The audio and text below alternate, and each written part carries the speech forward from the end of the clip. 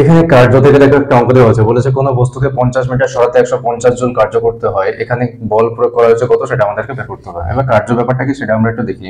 ধরো এখানে একটা বস্তু রয়েছে, সেই বস্তুকে আমি এই জায়গায় সরাতে চাইছি, তাহলে এই জায়গা থেকে এই জায়গায় সরানোর জন্য আমাকে একটা বল প্রয়োগ করতে হচ্ছে। সেই বলকে আমি যদি এফ দ্বারা প্রকাশ করি এবং এখান থেকে এখানে এই পর্যন্ত এই জায়গাটা যতটুকু সরণ ঘটছে সেটাকে যদি আমি ডি দ্বারা প্রকাশ করি, অর্থাৎ সরণকে যদি আমি ডি দ্বারা প্রকাশ করি এবং এখান থেকে এই পর্যন্ত আনতে যে পরিমাণ কার্য করা হচ্ছে তাকে যদি আমি ডব্লিউ দ্বারা প্রকাশ করি, তাহলে দেখো কার্য সমীকরণ আসছে। আমরা জানি কার্য সমান সমান বল এবং সরণের গুণফলের সমান, তাহলে কার্য ডাব্লিউ সমান সমান বল কত এফ ইন্টু ডি। এই হচ্ছে কার্যের ফর্মুলা। দেখো কার্য সমান সমান কি বল ইন্টু সরণ। এক্ষেত্রে বল সম্পর্কে আমি একটু বলবো। বল এটাকে এফ দ্বারা প্রকাশ করছি। বলের সিজিএস এবং এসআই একক সম্পর্কে বলি। সিজিএস একক হচ্ছে ডাইন, এসআই একক হচ্ছে নিউটন।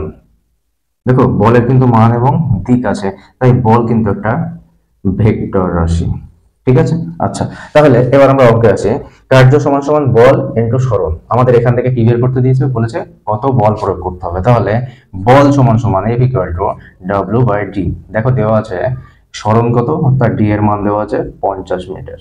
আচ্ছা কত কার্য করতে হয়েছে, ডাব্লিউর মান কত 150 জুল।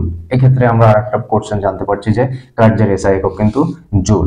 আচ্ছা তাহলে বল কত এফ সমান সমান ডাব্লিউর মান 150 বাই ডি এর মান কত 50, শূন্য শূন্য ক্যান্সেল হলো 5 তাহলে উত্তর কত পেলাম 3। যেহেতু দেখো সমস্ত একক এসআই তে দেওয়া আছে, তাই বলের এসআই একক কি বলেছি নিউটন, 3 নিউটন।